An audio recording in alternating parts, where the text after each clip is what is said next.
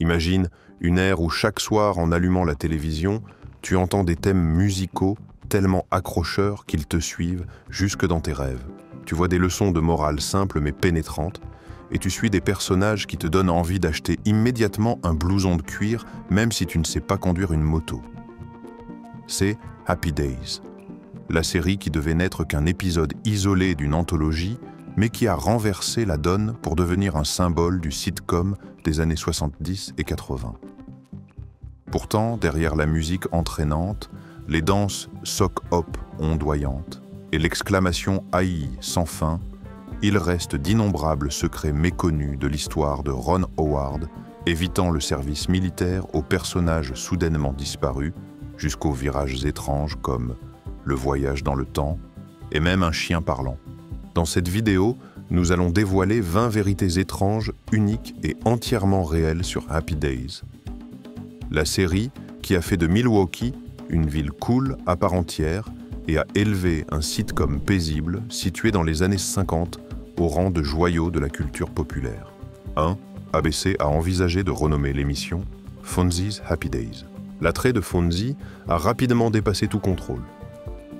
En quelques saisons seulement, le personnage au blouson de cuir est devenu le centre d'attention, le public attendant chaque claquement de doigts, chaque sourire en coin. C'est pourquoi la direction d'ABC a pensé à une décision audacieuse, renommer toute la série en Fonzie's Happy Days, faisant de Fonzie la marque principale. Mais cette idée s'est immédiatement heurtée à une opposition farouche. Gary Marshall, le père du programme, a affirmé que cela briserait l'esprit originel.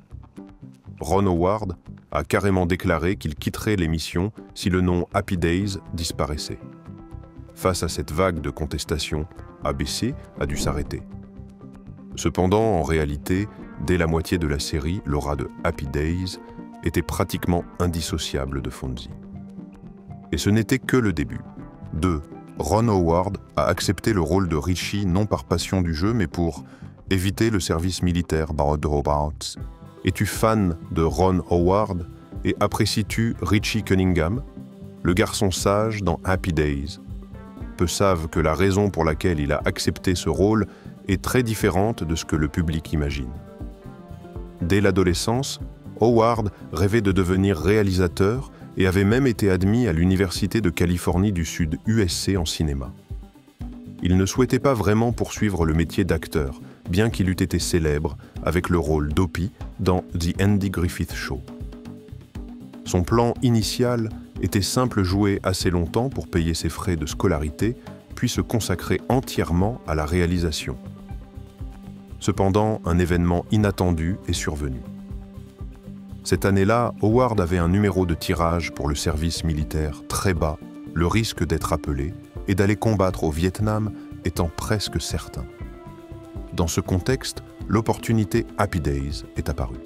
En participant à ce sitcom, il avait à la fois des revenus pour financer ses études et devenait le travailleur principal d'une équipe de plus de 30 personnes, condition qui lui a permis d'être exempté du service. Ironiquement, Happy Days est devenu l'un des programmes les plus populaires de la décennie. Howard est resté plus longtemps que prévu, sans cesser de prendre des notes sur la mise en scène, apprenant l'art du cinéma directement sur le plateau. Plus tard, ces expériences ont servi de tremplin pour réaliser Apollo 13, A Beautiful Mind et de nombreuses œuvres classiques. Richie Cunningham, un rôle qui semblait n'être qu'un expédient, a finalement ouvert la voie pour faire de Ron Howard l'un des réalisateurs les plus respectés d'Hollywood. Et lorsque ce sitcom est devenu irrésistible, d'innombrables dérivés ont vu le jour. 3. Si célèbre qu'il a vu apparaître de nombreuses productions dérivées spin-off, l'attrait de Happy Days était si grand qu'il est devenu le berceau d'une série de spin-off célèbres. Parmi eux, citons Laverne en Shirley Mork and Mindy et Joanie Loves Chachi, des œuvres qui se sont rapidement imposées et ont attiré un large public. Ce n'est pas tous des personnages secondaires apparus pour la première fois dans Happy Days ont inspiré d'autres séries comme Out of the Blue ou Blonsky's Beauties. Cependant, Out of the Blue a rencontré un problème de grille. La série a été diffusée avant que le personnage principal n'apparaisse dans l'épisode Chachi Sells His Soul de Happy Days, rendant la continuité confuse. L'influence de Happy Days a également ouvert la voie à des versions animées. Le public a pu voir The Fonz and the Happy Days, Gang Laverne and Shirley in the Army, plus tard renommé Laverne and Shirley, with special guest star The Fonz, ainsi que l'adaptation animée de Mork and Mindy. Chaque série animée s'appuyait sur le moment où les personnages étaient apparus pour la première fois dans l'original. Il y eut même un projet de spin-off dédié à Leather Tuscadero, le personnage interprété par Suzi Quatro. Cependant, la chanteuse, actrice, a refusé et le projet est resté à l'état de papier. Et les secrets en coulisses ne s'arrêtent pas là. 4. L'amour légendaire de Fonzie disparaît après quelques épisodes pour une raison inattendue. Je ne sais pas si tu es comme moi en regardant Happy Days, j'ai été très impressionné par Pinky Tuscadero. Elle a été présentée comme le véritable amour de Fonzie, avec une image rebelle, forte et pleine d'énergie. Elle a rapidement retenu l'attention du public et tout le monde pensait que ce serait un personnage de longue durée. Mais après quelques épisodes, Pinky a totalement disparu et la raison se trouve dans les coulisses. Rose Kelly, l'actrice incarnant Pinky, venait d'un milieu rude, habitué au showbiz poussiéreux, tandis que la distribution de Happy Days, en particulier Henry Winkler, provenait d'environnements plus doux et polissés. Cette différence de caractère et de style de vie l'a empêché de s'intégrer. Certains racontent que Rose s'est vivement disputée avec des collègues sur le plateau et qu'elle a souvent élevé la voix contre l'équipe parce qu'elle refusait de suivre un planning serré. Les frictions de la conduite au comportement professionnel ont grandi jusqu'à devenir des conflits irréconciliables. L'atmosphère est devenue si tendue que la production a dû décider de retirer Pinky du scénario au plus vite. Un personnage autrefois largement mis en avant, censé accompagner Fonzie, a finalement disparu sans laisser de traces.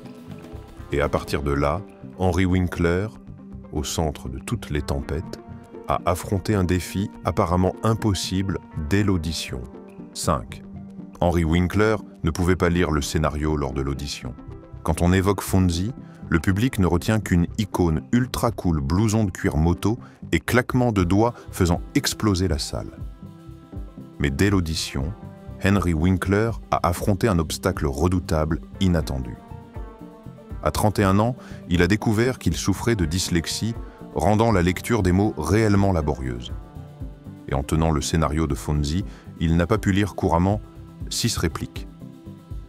Dans la tension de la salle d'audition, beaucoup ont pensé que Winkler abandonnerait. Au lieu de s'excuser, il a choisi le pari. Henry a laissé tomber le texte, est entré directement dans le personnage par la confiance, les gestes et l'attitude. Il n'a pas lu les répliques, il a vécu Fonzie, regard froid, sourire, en coin défiant, allant jusqu'à improviser quelques mouvements. Toute la salle était restée pétrifiée comme si le vrai Fonzie venait d'entrer. Cet instant d'improvisation a tout changé. Henry Winkler n'a pas seulement décroché le rôle, il a lancé une icône télévisuelle entrée dans l'histoire. Et après l'ascension de Fonzie Happy Days, s'est retrouvé au bord du gouffre, jusqu'à ce qu'une décision inattendue le sauve. 6. Un seul petit changement a sauvé Happy Days d'une annulation définitive. Tu ne t'y attends peut-être pas, Happy Days, le sitcom autrefois numéro 1 aux États-Unis, a failli être supprimé après seulement 2 saisons. À ce moment-là, l'émission était tournée en monocaméra avec rire enregistré en post-production. L'ambiance disparate et forcée a fait chuter les audiences, le public s'éloignant. La direction d'ABC a commencé à envisager l'annulation. Dans l'impasse, l'équipe a pris une décision apparemment mineure, changer entièrement la méthode de tournage. À partir de la saison 3, Happy Days a invité un public en direct sur le plateau, transformant le sitcom en scène vivante. Et au moment où Fonzie est entré, un simple claquement de doigts a suffi pour enflammer la salle. Cette interaction directe a renvoyé de l'énergie aux acteurs, rendant chaque scène plus naturelle et accrocheuse. Mais derrière cette gloire, un drame personnel a failli briser l'équipe. 7. Un drame de la vie réelle a failli pousser Pozzi à quitter l'émission. Hanson Williams, l'interprète du gentil Pozzi, a subi le plus grand choc de sa vie pendant le tournage de Happy Days. Il a perdu un proche extrêmement cher. La douleur soudaine l'a anéanti. Il n'avait plus l'esprit à jouer, songeant même à quitter l'émission pour toujours. De façon inattendue, l'équipe ne l'a pas laissé seul dans cette épreuve. De la distribution à la production, tous ont simultanément suspendu le tournage, mettant tout de côté pour rester aux côtés d'Hanson. Ils l'ont réconforté, partagé sa peine, transformant le plateau en un soutien moral dans ses jours les plus sombres. Cette chaleur humaine l'a retenu, permettant à Pozzi de continuer aux côtés du public pendant de nombreuses saisons. Pour Hanson, Happy Days n'était plus un sitcom, mais une véritable famille. Mais as-tu déjà pensé qu'un blouson puisse être jugé dangereux et presque interdit à jamais? 8. Le blouson de cuir de Fonzie a été considéré dangereux et a failli ne pas apparaître. Au début, ABC a catégoriquement interdit à Fonzie de porter un blouson de cuir. La raison, ce vêtement était associé à l'image de voyou, de rue inadaptée à un programme familial en prime time. Ainsi, dans les premiers épisodes, Henry Winkler a dû porter un coupe-vent donnant à Fonzie un air bien plus doux que prévu. Gary Marshall, le père de Happy Days, a imaginé une astuce créative. Fonzie ne porterait le cuir que lorsqu'il apparaîtrait à côté de la moto, comme s'il s'agissait d'une règle de sécurité routière. Cette faille a ouvert la voie au retour progressif du blouson.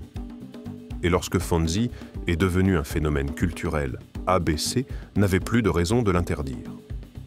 D'un objet autrefois jugé dangereux, le blouson de cuir est entré dans l'histoire de la télévision et est aujourd'hui exposé avec honneur au Smithsonian. Mais l'héritage de Fonzie ne réside pas seulement au musée. Il existe dans la vie réelle à travers une statue en bronze qui a jadis divisé Milwaukee. 9. La statue en bronze de Fonzie a divisé toute la ville. En 2008, Milwaukee, la ville décor de Happy Days, a décidé d'ériger la statue Bronze Fonz sur la Riverwalk. Pour les fans, c'était un hommage mérité à une icône culturelle liée à la ville. Mais tout le monde n'a pas applaudi. Certains artistes locaux ont violemment réagi. Ils estimaient que la statue de Fonzie abaissait la valeur artistique de Milwaukee, transformant la ville en risée. Un galeriste a même qualifié l'œuvre de Stupid Fonzie sculpture et déclaré qu'il quitterait Milwaukee si elle était installée. Le débat a scindé la ville fans enthousiastes d'un côté, milieu artistique indigné de l'autre. Au final, le Bronze Fonz se tient toujours fièrement au bord de la rivière. Et ironie du sort, malgré les critiques, il est rapidement devenu le point de check-in le plus fréquenté de la ville. Mais tous les scandales de Happy Days ne se sont pas terminés dans les rires. Une fois toute la distribution a dû aller en justice pour réclamer l'équité. 10. Quand la distribution de Happy Days a collectivement poursuivi CBS en justice. Si tu penses que Happy Days n'est que rire, tu te trompes. En 2011, les visages les plus associés à la série, Hanson Williams, Donny Most, Erin Moran, Marion Ross et la veuve de Tom Bosley, ont choqué le public en poursuivant CBS Paramount. La cause ne venait pas du scénario ni des rôles, mais des énormes profits des produits dérivés, notamment des machines à sous Happy Days, dont ils affirmaient n'avoir jamais reçu leur part. Le groupe a réclamé 10 millions USD, faisant de l'affaire la une de la presse. Les médias américains l'ont surnommée la rébellion de la famille Cunningham, car elle exposait un envers du décor totalement opposé à l'image chaleureuse de l'écran. Mais après des mois de procédure, le résultat a déçu, chacun n'a reçu qu'environ 65 000 USD. Bien trop peu par rapport à ce qu'ils attendaient. Et à ce moment-là, Happy Days a produit un instant si controversé qu'il a donné naissance à une expression mondiale. 11. Le moment qui a forgé une expression célèbre dans le monde entier, Jump the Shark. Saison 5. Les scénaristes ont décidé de pousser Fonzie dans une situation invraisemblable, porter un blouson de cuir, des chaussures, faire du ski nautique et sauter par-dessus un requin géant. La scène a été mise en scène de façon grandiose, mais à l'antenne, des millions de téléspectateurs ont jugé l'idée excessive. Pour eux, Happy Days avait perdu sa substance, ne cherchant plus qu'à retenir l'attention par des effets gratuits. À partir de cet épisode, l'expression « Jump the Shark » est née, devenue une locution courante désignant l'instant où une émission, une marque ou même une carrière a dépassé son apogée et commence son déclin. Ironiquement, cette scène jadis honnie a rendu Happy Days immortel dans la culture populaire, aucune autre série n'ayant laissé une empreinte linguistique aussi forte. Mais toutes les étrangetés de Happy Days ne s'expliquent pas par une locution. Un personnage important de la famille Cunningham a disparu totalement comme s'il n'avait jamais existé. 12. Le grand frère mystérieux de Richie, disparu sans explication. La famille Cunningham, dans Happy Days, est dépeinte comme le modèle américain des parents exemplaires, Richie et Joanie, adorables. Pourtant, dans les 2 premières saisons, la famille comptait aussi un fils aîné, nommé Chuck Cunningham. Il est apparu dans quelques épisodes en tant que grand frère de Richie, souvent un ballon de basket à la main. Mais après la 2e saison, Chuck a complètement disparu. Aucune explication, aucune scène d'adieu. Dans les épisodes suivants, les parents de Richie disent même qu'ils n'ont que 2 enfants. Effacer un proche parent de toute la ligne temporelle de la série a rapidement fait parler. Les téléspectateurs ont multiplié les hypothèses, l'acteur a-t-il quitté le rôle, ou les scénaristes l'ont-ils ignoré à cause d'un manque d'attrait? Quelle qu'en soit la raison, Chuck est devenu un phénomène télévisuel, le Chuck Cunningham syndrome. Expression désignant les personnages gommés d'une série sans jamais être mentionnés. Et alors qu'un personnage mystérieux était effacé Fonzie, visage central, cachait une peur à laquelle personne ne s'attendait. 13. L'homme le plus cool de la TV portait une peur inattendue.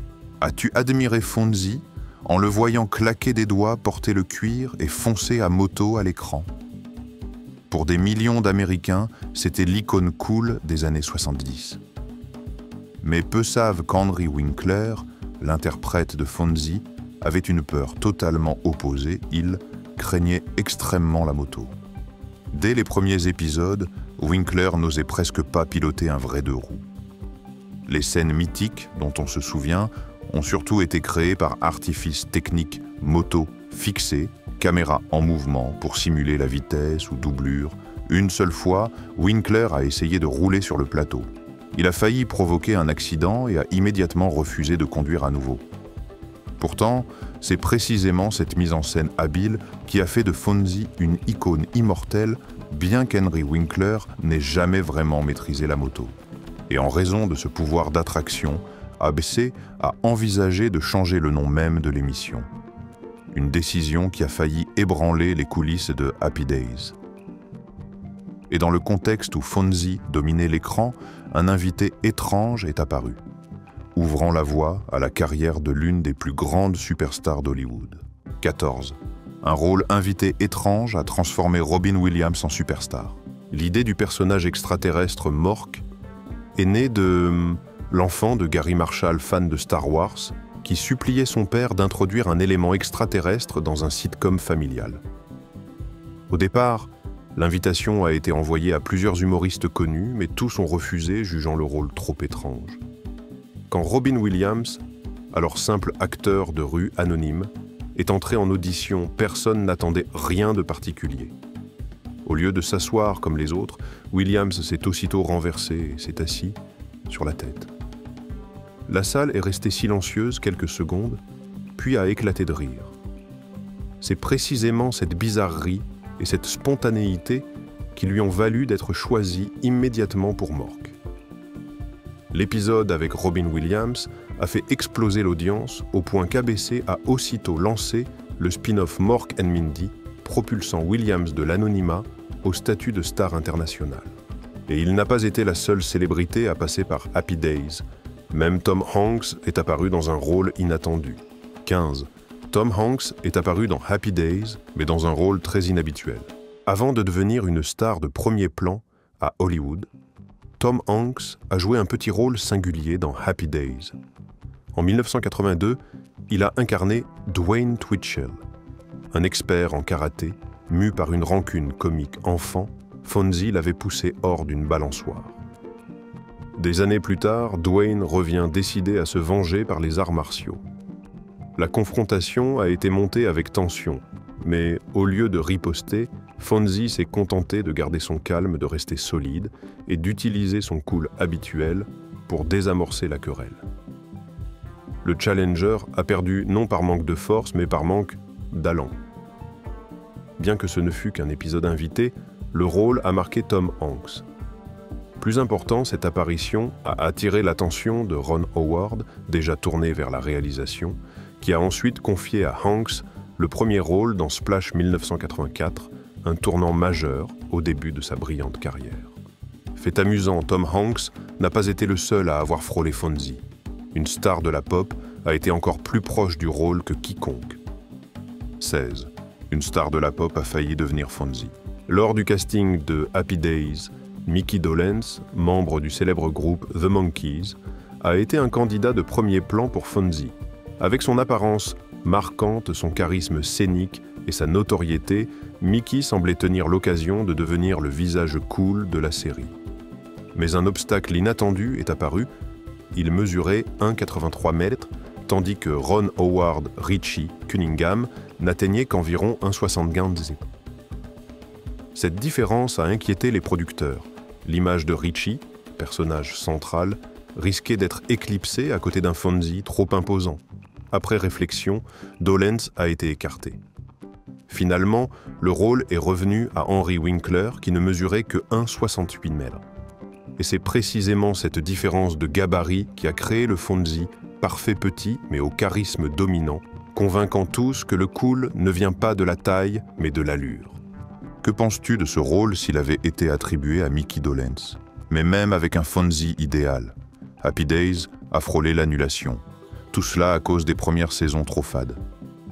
17. Un acteur familier a quitté l'émission pour tenter sa chance avec 2 spin-offs et a échoué. Pat Morita, qui jouait Arnold, le patron de restaurant jovial, était un visage familier de Happy Days. Mais à la fin des années 70, il a quitté la série pour poursuivre 2 sitcoms, Mr. T and Tina et Blansky's Beauties. Tous deux étaient très attendus, mais ont été annulés après quelques épisodes. Morita est revenu à Happy Days, accueilli chaleureusement par le public, mais sa carrière ne s'est pas arrêtée là. En 1984, il a connu une ascension mondiale en incarnant le maître Miyagi dans The Karate Kid, décrochant une nomination aux Oscars. Et tandis que la carrière de Morita s'envolait, le décor le plus familier de Happy Days se trouvait à des milliers de kilomètres de Milwaukee. 18. La célèbre maison de la famille Cunningham n'est pas à Milwaukee. Happy Days se déroule à Milwaukee, Wisconsin, mais la maison des Cunningham se trouve à Los Angeles. L'adresse réelle est 565 N. Cahuenga, BLVD, à quelques minutes en voiture de Hollywood. Fait intéressant, la maison a conservé l'essentiel de son apparence du film, devenant une destination pour de nombreux fans nostalgiques. Beaucoup de visiteurs s'arrêtent pour prendre des photos devant la porte, bien que le quartier alentour soit tout à fait ordinaire. Et c'est précisément sur les plateaux hollywoodiens qu'Henry Winkler a réalisé lui-même l'une des cascades les plus audacieuses de sa carrière. 19. Fonzie a exécuté lui-même l'une des cascades les plus célèbres de la télévision. Dans l'épisode controversé Jump the Shark, Henry Winkler a réellement fait du ski nautique bien qu'il n'ait pas sauté par-dessus le requin. Pour réduire le danger, il a porté un blouson de cuir spécial beaucoup plus léger que l'original. Cet instant est devenu l'une des cascades les plus mémorables de l'histoire de la télévision américaine. Même si beaucoup ont jugé la scène ridicule, Winkler est resté fier d'avoir accompli cette cascade sans s'en remettre entièrement à une doublure. Mais Happy Days ne s'est pas arrêté au saut téméraire. Le succès de Fonzie a conduit à un spin-off animé étrange emmenant le personnage au-delà de l'imagination du public. 20. Un spin-off d'animation étrange envoie Fonzie voyager dans le temps avec un chien robot. En 1980, ABC a lancé un spin-off animé intitulé The Fonz and the Happy Days Gang. Le contenu semble être une plaisanterie. Fonzie Richie et Ralph sont embarqués dans des aventures à travers le temps, accompagnés d'une jeune femme venue du futur et d'un chien robot nommé Mr. Cool. Cette série animée a duré 2 saisons de 1980 à 1982. Pour les grands, c'était une idée déroutante. Pour les enfants, c'était un programme très attrayant, coloré et imaginatif. Aujourd'hui, beaucoup se souviennent de ce spin-off comme d'un virage étrange dans l'héritage de Happy Days. Preuve que l'attrait de Fonzie était tel qu'il pouvait voyager dans le temps, et même dans l'univers animé. Happy Days n'est pas seulement un sitcom, mais une icône culturelle qui a laissé son empreinte pendant plus d'un demi-siècle. Les histoires en coulisses et les personnages légendaires ont fait de la série un souvenir impérissable dans le cœur du public. Si tu trouves ces vérités intéressantes, appuie sur like et partage pour les diffuser à d'autres fans. Et n'oublie pas de t'abonner pour ne pas manquer les prochains secrets de coulisses passionnants.